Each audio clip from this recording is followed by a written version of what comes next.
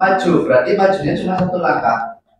Kemudian ada instruksi yang kedua, nanti ada belok kanan dan belok.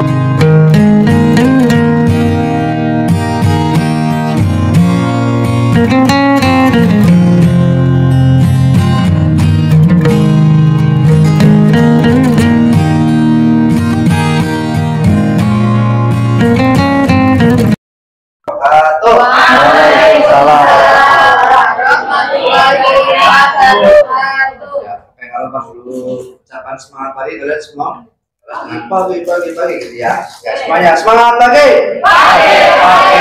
Ya, semuanya semangat. Setelah kita melewati 10 jam belajar sebelumnya, kita akan melanjutkan 20 jam pelajaran yang 11. Bapak mohon semuanya berdiri dulu. Kita akan melemahkan badan kita ya, alangan tekad ya. Oke, baik semuanya. Pak akan contohkan ya. Kita akan menirukan gaya ayam bernyanyi dan menarik. Nyanyi berdiri ya. Pertama itu kayak gini. Nanti dengan nyanyinya di kepak-kepakan sayapnya. Kemudian dilanjutkan habis sayapnya, kemudian digeleng-geleng kepalanya. Tubuh sehat dan kuat untuk acara selanjutnya, gitu ya. Ya. Terus setelah itu selesai, kita lanjutkan teknik berikutnya adalah goyang kiri, goyang kanan, goyang ke kiri, goyang ke kanan. Oke, kita mulai biar semuanya fresh untuk pelajaran yang ke-11 ini ya. Baik, kita mulai. 1, 2, 3. Dikepak-kepakkan sayapnya, digeleng-geleng kepalanya, agar tubuh sehat dan kuat untuk acara selanjutnya. Goyang kiri, goyang kanan, goyang ke kiri, goyang ke kanan, goyang kiri, goyang kanan, goyang ke kiri, goyang kanan. Silakan kembali. Baik anak-anak, terima kasih sudah menambah semangatnya untuk siang hari ini ya. Haus dulu. Nah, permainan yang akan kita lakukan hari ini, Pak Guru nanti akan membutuhkan beberapa yang meragakan maju depan. Nanti di sini kita akan bermain robot-robotan. Nah, seringkali kalian kan bermain menggunakan remote control ya. Nah, ini kita akan robot-robotan. Satu yang jadi robot, kemudian dua anak nanti menjadi yang remote membuat program robot itu berjalan. Oke, sekarang Pak Guru minta tolong berapa anak ya? 3 anak. Nanti 1 anak yang laki-laki jadi robot ya. Ya, boleh silakan. Kemudian yang jadi programmer nanti dari silakan Pak. 1 lagi programmer. Nah, programnya nanti ya. Nah, kita akan membuat bermain robot-robotan. Programnya satu lagi. Nanti semuanya yang di sini nanti yang tidak maju akan menjadi usernya. Oke. Nah, permainannya bagaimana? Nah, nanti Pak Guru di sini sudah punya petak-petak di sini ya. Petak-petak yang sudah dibuat, nanti ada kurang lebih 20 kotak. Nah, programnya nanti yang jadi robot nanti di sini akan diberi instruksi oleh programmer. Misalkan maju, berarti majunya cuma satu langkah.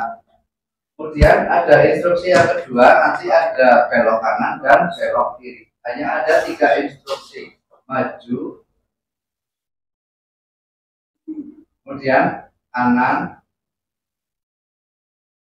dan kiri. Kalau kanan berarti belok kanan, kalau kiri belok kiri. Nah, nanti kita akan beri halangannya misalkan kita akan menggunakan praktek menggunakan ini ya.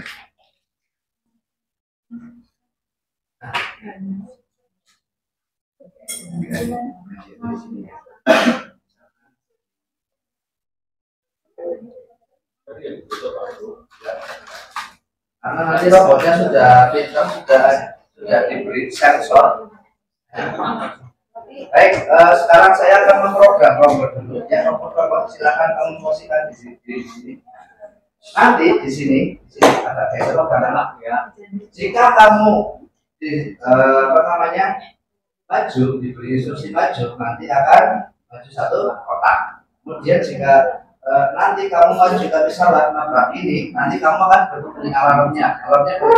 Nah, ya seperti itu. Kemudian nanti kalau belok kiri, dia barangnya nanti kira-kira programmer kira-kira bomnya ya bom. Nah, ini bom. Kalau nabrak ini berarti gitu ya. Di sini.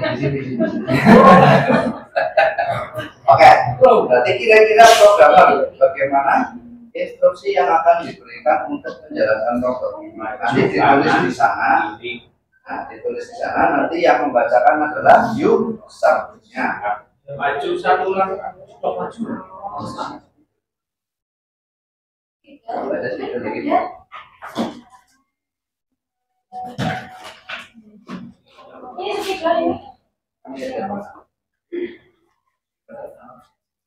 Nah, nanti silakan programmer buat programnya kira-kira ada berapa langkah jalankan makro.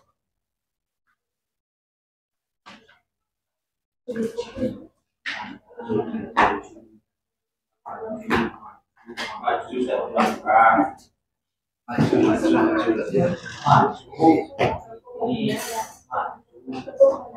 maju, terus kiri, maju,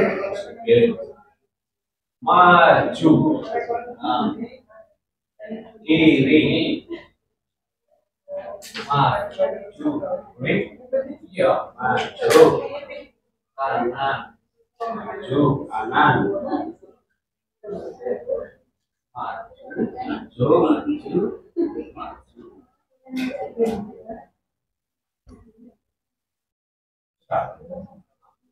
Nah, coba kita ya jalankan programnya. Nah, sebagai usernya nanti berarti kalian semua yang menjadi usernya. Oke, kita baca bersama ya hasil pemrograman dari Pak Programmer kita. Oke, kita mulai. 1, 2, 3. 1. Maju. Terus Kiri. terus Maju. Kanan. ya. Maju. Ya. Maju. Maju. Ya. Ambil. Ini kalau programnya benar ya. Terima kasih. Oke. Coba kalau programnya salah ya, coba buatkan program yang salah. Nanti berarti nabrak bom, nanti bunyi. Maju. Nah, coba kalau tidak buat programnya salah nanti error bagaimana? Maju.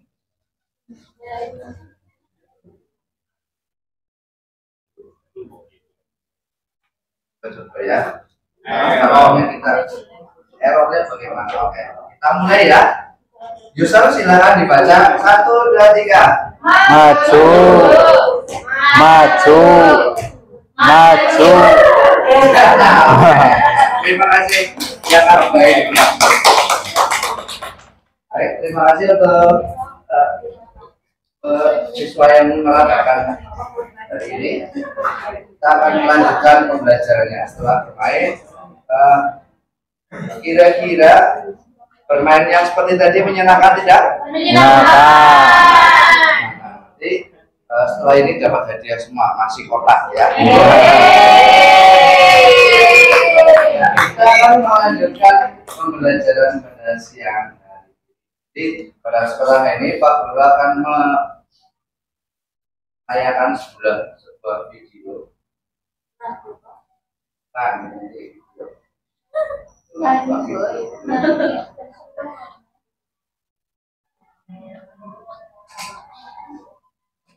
Apa yang biasa digunakan tulisan?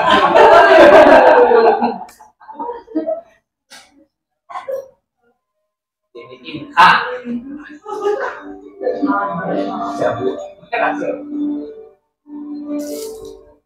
Nah, ini adalah tayangan video yang mewakili tentang perkembangan teknologi digital awali dari tahun 1900-an. Nah, ini ada orang yang menciptakan komputer, kemudian ada penemuan transistor pada tahun 1900 dan lanjut 1960. Dan lanjut ke penemuan internet awal tahun 71.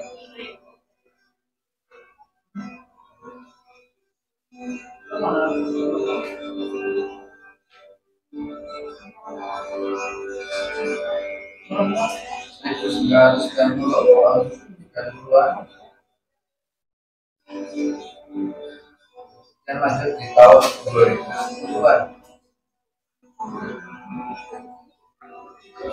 Kita masuk tahun 2010.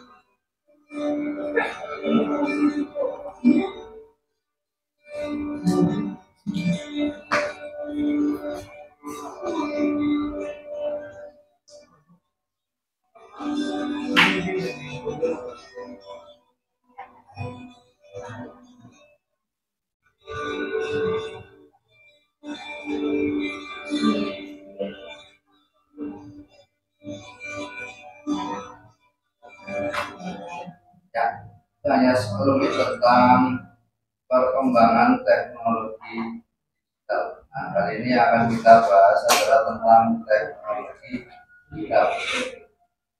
Nah, apa itu teknologi digital?